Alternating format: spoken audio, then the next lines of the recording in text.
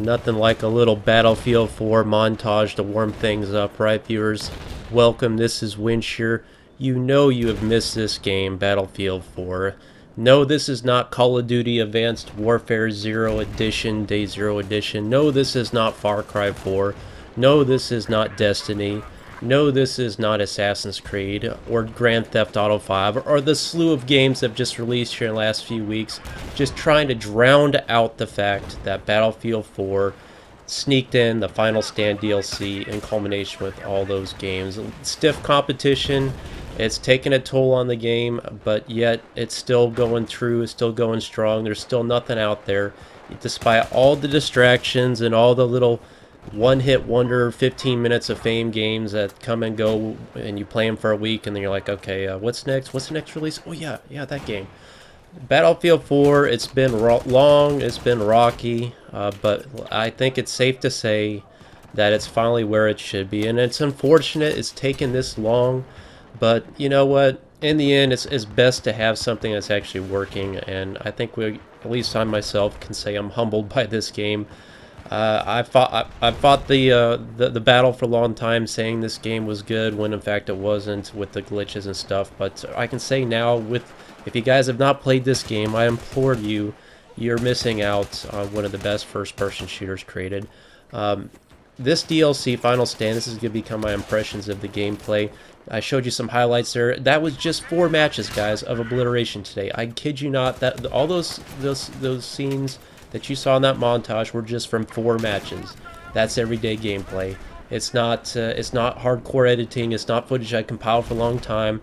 It's just moments I felt, a connection to the game, the sound, the visuals, the sights. The game just no other game can replicate those feels, those epic moments, those everyday moments that you have in this game. That's why I love it so dearly. Now, I've been distracted for so long with Destiny. I have not forgotten about Battlefield, but I'll admit I have not given it the love that it's deserved. But Final Stand, I wasn't too enthusiastic about it. I played it on CT on PC. Of course, this is PS4 gameplay you're seeing here. I wasn't all that impressed, so it's interesting to try out the different game modes to really see what it has to bring. Initially, even when it launched, I just wasn't that impressed, but I started playing the game modes I like Obliteration, Team Deathmatch, and Domination, and I've yet to play Rush, but I'm told it's quite good on this DLC. And I began to change my impression of it. I started to appreciate the gameplay more, and this like Obliteration right here, all this gameplay you're seeing is from Obliteration. Now, I know PC probably can't find populated servers, but we can still on console. Granted, they're much fewer than they used to be, but you can still find populated servers with 32 players. With 32 players, there is a ton of excitement with this game mode, and even with the size of the map, this game mode really concentrates the focus of the gameplay. As you can see me going on these streaks here. Forgive the teabagging, it's been a while. I had to get it out of my system, so you're going to see plenty of that. Apologize to my die-hard members out there that do not approve of that types of gameplay. I've been wrapped up in the COD stuff, man. Just bear with me, guys. I'll get back to being professional here the more I play this game. It's lots of fun, guys. I'll have to admit, Conquest, not so much. I'm not a fan of Conquest on these maps. It's like Armored Kill with Battlefield 3, but times 3. I just don't know why they went this direction with this size and scale of maps. But they do work out in isolating certain segments, for example, with TDM and Domination. They did pick and choose the good aspects of these maps for those game modes, so they do play well. But again, myself being a infantry combat type guy, I don't like running engineer all day long and having to spam RPGs and take out armor. It's just so defeating when a team has all that in control. That's why I like these game modes to stay away from that. So if there's anything, if you guys are like me, and I think a lot of you are, that you like that infantry type combat, stay away from those vehicle oriented type of game modes. You gotta choose your game mode with this DLC. Now here you can see me with my first epic launch of whatever the heck, I forget this thing is called, and as you can see, it was off to a rocky start. Yes. I didn't even get the thing off the ground before somehow I hit the wrong button to bail out of it, and that's all she wrote. You get one chance with that thing. It is so weak, as you saw in the montage. I don't even think I got one kill with the thing the second time around, which I'll show you here in a moment. Just one more time with that. It's just a really weak vehicle, and I guess I could kind of segue to my next aspect is there's no weapons with this DLC. That's my biggest complaint. That's my biggest gripe.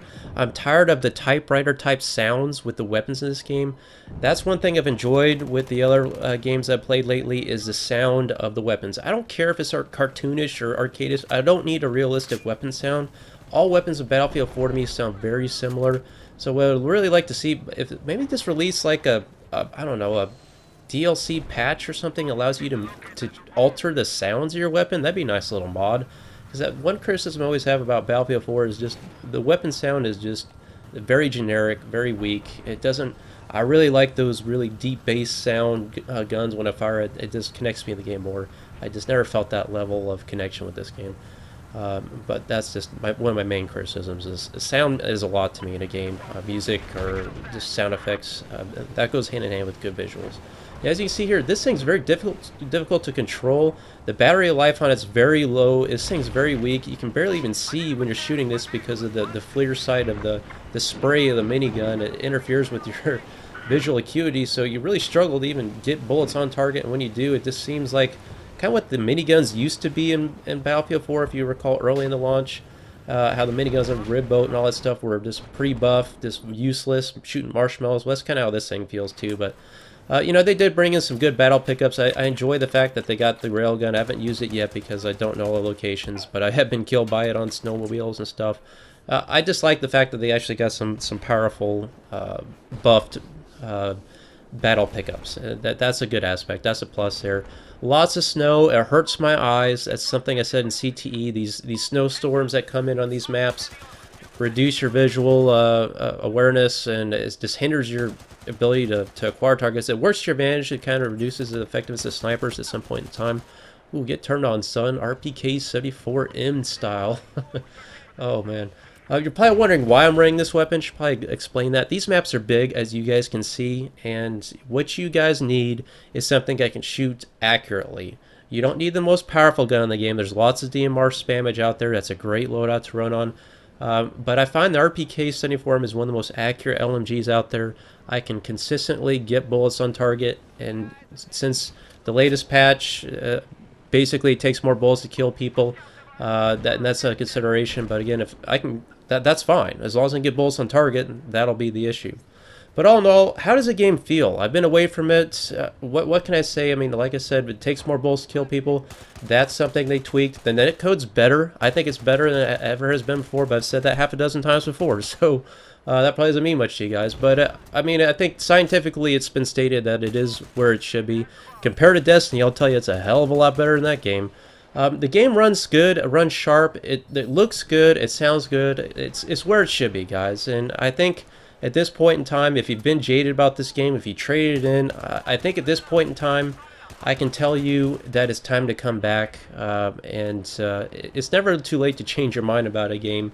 And I think Battlefield 4, compared to what I've seen with coming with Hardline, Battlefield Hardline looks terrible to me. Looks absolutely terrible. And we haven't seen any multiplayer gameplay, and that game's launching in supposedly, what, a few months? But the single player, if it looks anything like the single player, which it does, because obviously that's what the visuals look like in single player, they'll take it straight to multiplayer. I have no hopes for Hardline, so I'm putting all my eggs in one basket with Battlefield 4. Hopefully there's a secret DLC on the way that brings some Battlefield 3 maps. As I almost pull off the shot there, but that guy climbed up just in time.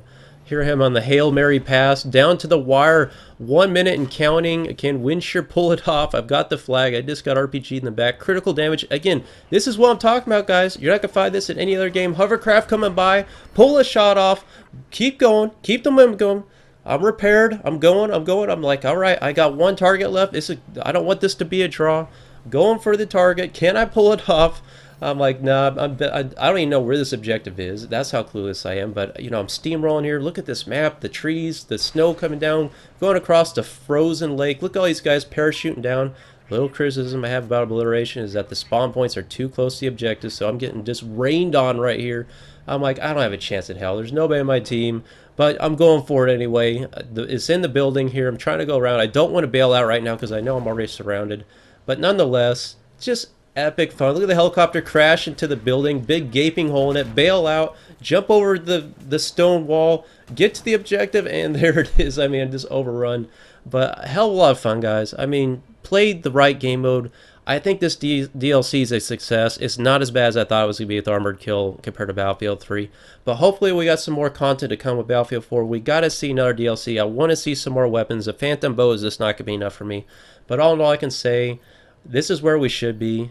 Come back to Battlefield 4, guys. If you're drowned out with all this other riffraff out there, nothing is like this game. You cannot deny the fact that anything you just saw can be replicated in any other game. It's true to itself. It is Battlefield as core. I will see you guys on the battlefield. Thanks for your support. Thanks for watching. Please like, subscribe, and again, smart tactics. I'll see you out there.